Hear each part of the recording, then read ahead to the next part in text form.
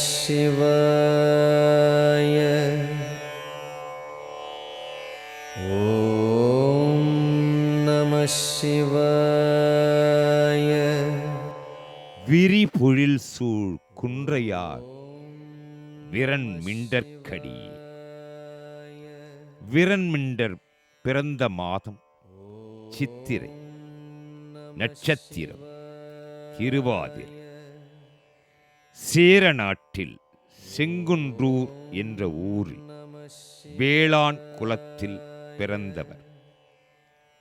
சிவனார் செய்ய கடல் பற்றி எப்பற்றினையும் அற எறிவார். எல்லை தெரிய ஒண்ணாதார் மெய்ப்பத்தர்கள் பால் பரிவுடையார் விரண்மிண்டர். இறைவன் புகழ்பாடி பல ஊர்களும் சென்று இறுதியாக திருவாரூரில் தேவாசிரிய மண்டபத்தில் தங்கியுள்ள சிவனடியார்களுடன் வாழ்ந்து வந்தார். வேறு பிரிதன் திருத்தொண்ட தொகையால் உலகு விளங்க வரும் பேறு தனக்கு காரணரா பிரானார் விரண்மீண்டரின் பெருமை கூறும் அளவென் அளவிற்றே. அவர்தான் சென்னி மேற்கொண்டே ஆரை வணிகர் அமர்நீதி அன்பர் திருத்தொண்டரை குவா.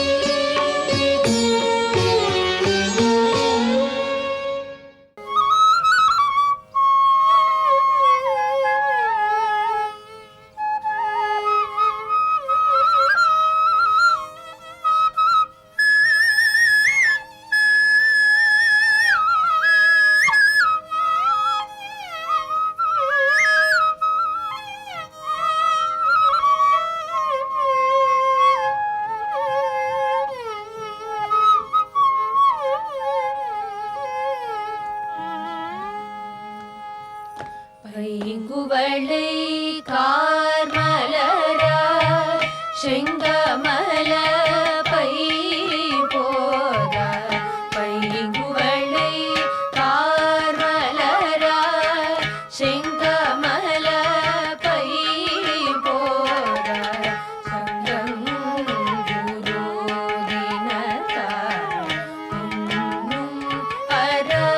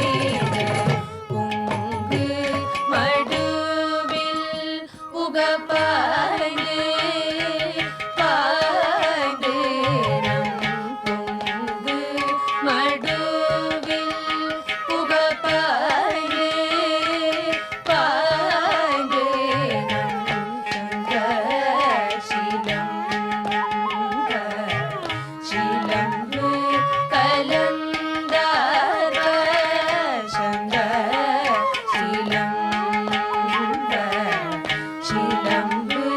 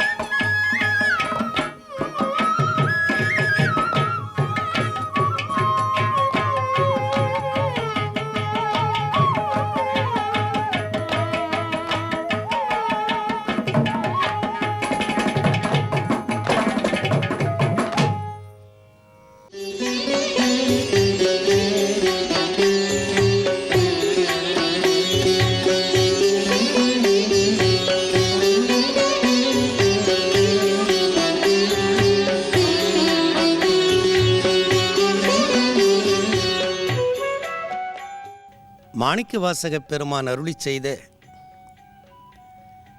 திருவெம்பாவை என்னும் தேனினும் இனிய பாசுரத்தின் அற்புதமான 13ஆம் திருப்பாட்டாக திகழ்கிற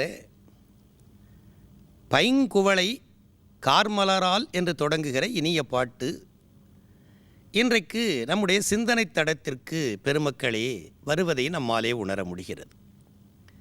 எல்லா பெண்களும் சேர்ந்து புலர்காலையில் சென்று அந்த ஊரின் கோடியிலே மலையினுடைய அடிவாரத்தில் இருக்கிற ஒரு நீர்ச்சுனையில் ஒரு தாமரை பூத்து கிடப்பதாக இருக்கிற தடாகத்தின் கரையிலே நிற்கிறார்கள். இவர்களெல்லாம் எத்தனை வயது படைத்தவர்கள் என்பதை நம்மால் குறிப்பால் உணர முடியவில்லை. உரை எழுதிய பெருமக்கள் ஆராய்ந்த நம்முடைய பெரியவர்களெல்லாம் 5 வயது தொடங்கி 12 வயது வரை அமைந்திருக்கிற பல்வேறு வயதுகளை உடையவர்களாக இருக்கிற பெண்கள் இந்த நீராட்டிலே கலந்து கொண்டிருக்கிறார்கள் என்று குறிப்புகளை எடுத்து நமக்கு தந்திருக்கிறார்கள். ஆனால் இந்த பாட்டு இவர்கள் நன்றாக பருவம் எய்திய வளர்ச்சிமிக்க பெண்கள் என்பதை அடையாளப்படுத்துகிற குறிப்புகளை தாங்கியதாக இருப்பதை நம்மாலேயே உணர முடிகிறது.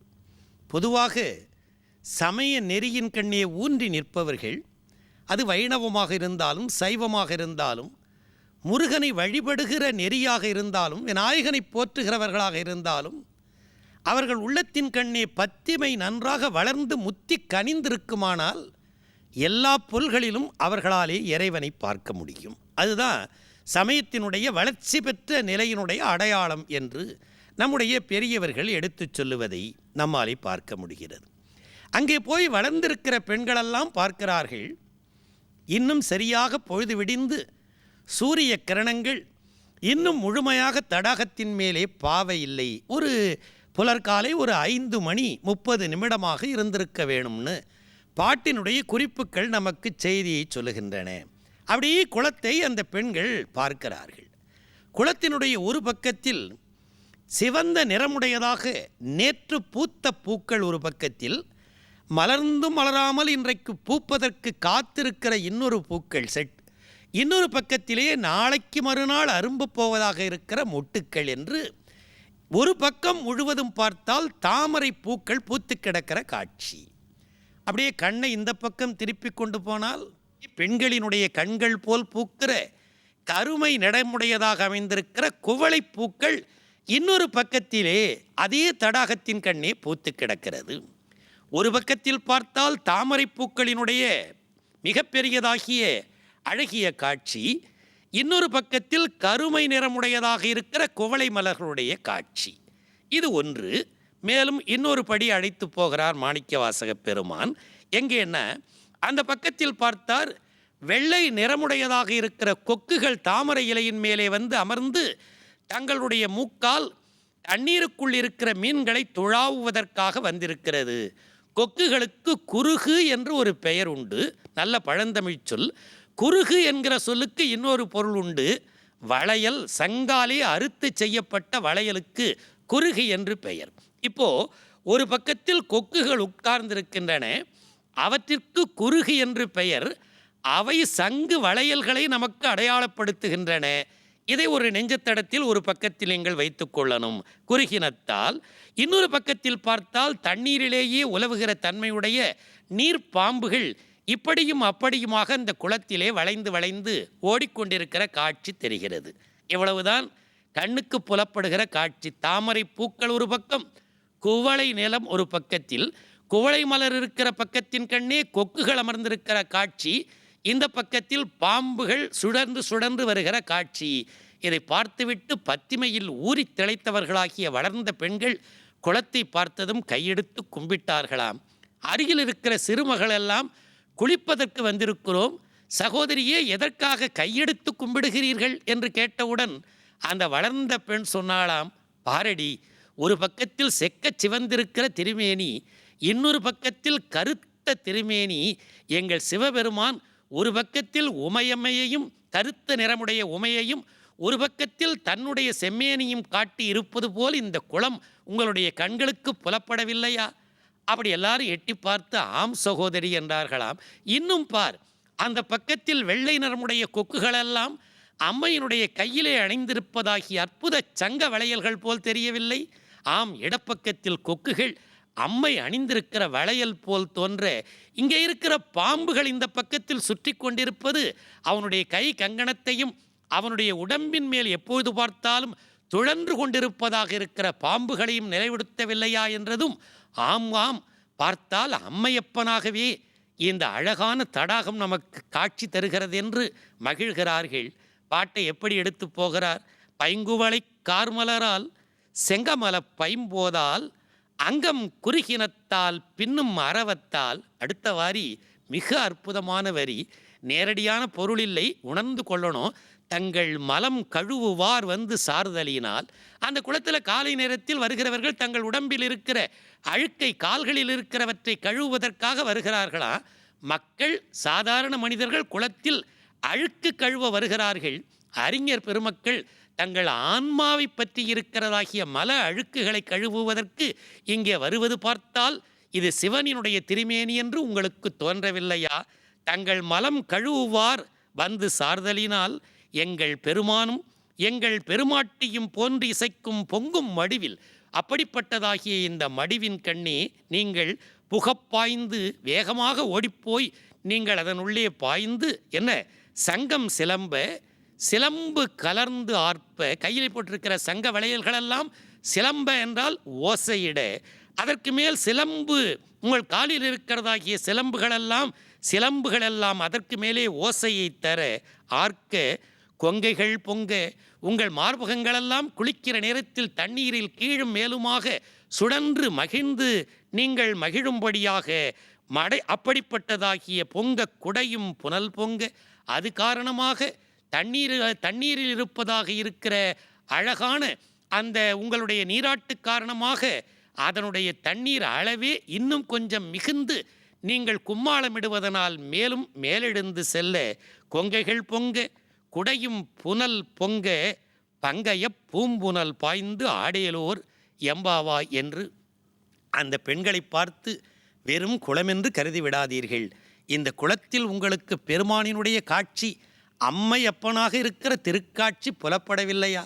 பாருங்கள், தாமரையையும் குவளையையும் பாம்பையும் பக்கத்தில் இருக்கிற கொக்குகளையும் கால் கழுவுவதற்கு வருகிறவர்கள் கூட்டத்தையும் பாருங்கள் என்று பார்க்குமிடம் எங்கும் ஒரு நீக்கமர நிறைகின்ற பரிபூரணானந்தமாக விளங்குகிறவனாகிய பெருமானை அம்மையப்பனாக கண்டு அம்மையப்பனுடைய திருவருளில் ஆடுவது என்கிற கருத்தோடு நீங்கள் இந்த நீர்நிலையின் கண்ணே சென்று நீராடினால் எல்லா பேறுகளையும் உங்களுக்கு பெருமான் வழங்கி மகிழ்விப்பான் என்பதை சொல்லாமல் சொல்லி நிறைவு பெறுகிற அற்புதமான திருவெம்பாமையின் 13ஆம் திருப்பாட்டாகிய அந்த பைங்குவளை கார்மலரால் என்கிற இனிய பாட்டு இன்றைக்கு புலர்காலையில் நம்முடைய நெஞ்சத்தடத்தில் இனிய தேன் பாய்ச்சுவதை பெருமக்களே நம்மாலே உணர முடிகிறது.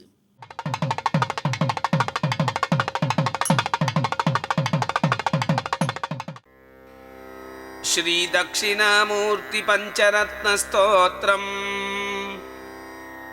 मत्तरोग शिरोपरिस्थित नृत्यमान पदाम्बुजं भक्त चिन्तित सिद्धि काल विचक्षणं कमलेक्षणं भुक्ति मुक्ति फलप्रदं भुवि पद्मजाच्युत पूजितं दक्षिणामुखमाश्रये मम सर्वसिद्धितमीश्वरम् वित्तत प्रियमर्चितं कृतकृशातीव्रतपोव्रतैः मुक्तिकामिभिराश्रितैर्मुहुर्मुनिभिर्दृढमानसैः मुक्तितं निजपादपङ्कजसक्तमानसयोगिनां दक्षिणामुखमाश्रये मम सर्वसिद्धितमीश्वरम् कृत्तदक्षमकाधिपं वरवीरभद्रगणेन वै यक्षराक्षसमर्त्य किन्नरदेवपन्नगवन्दितं रत्नभुक्कननाथ भृद्भ्रमरार्चिताङ्घ्रिसरोरुहं दक्षिणामुखमाश्रये मम सर्वसिद्धितमीश्वरम् नक्तनाथ कलाधरं नखजापयोधरमण्डलं लिप्तचन्दनपङ्ककुङ्कुममुद्रितामलविग्रहम् शक्तिमन्दमशेषसृष्टिविधानके सकलं प्रभुं दक्षिणामुखमाश्रये मम सर्वसिद्धितमीश्वरम् रक्तनीरजतुल्यपादपयोजसद्मणिनूपुरं बन्धनत्रयभेदपेशलपङ्कजाक्षशिलीमुखं हेमशैलचरासनं पृथुसिञ्चिनीकृतदक्षकं दक्षिणामुखमाश्रये मम सर्वसिद्धितमीश्वरम् यः पठेच्च दिने दिने स्तव पञ्चरत्नमुमापतेः पुरातले मया कृतं निखिलागममूलमगानलम् तस्य पुत्रकळत्रमित्रधनानि सन्त कृपाफलात् ते मगेश्वर शङ्कराखिल विश्वनायक शाश्वत।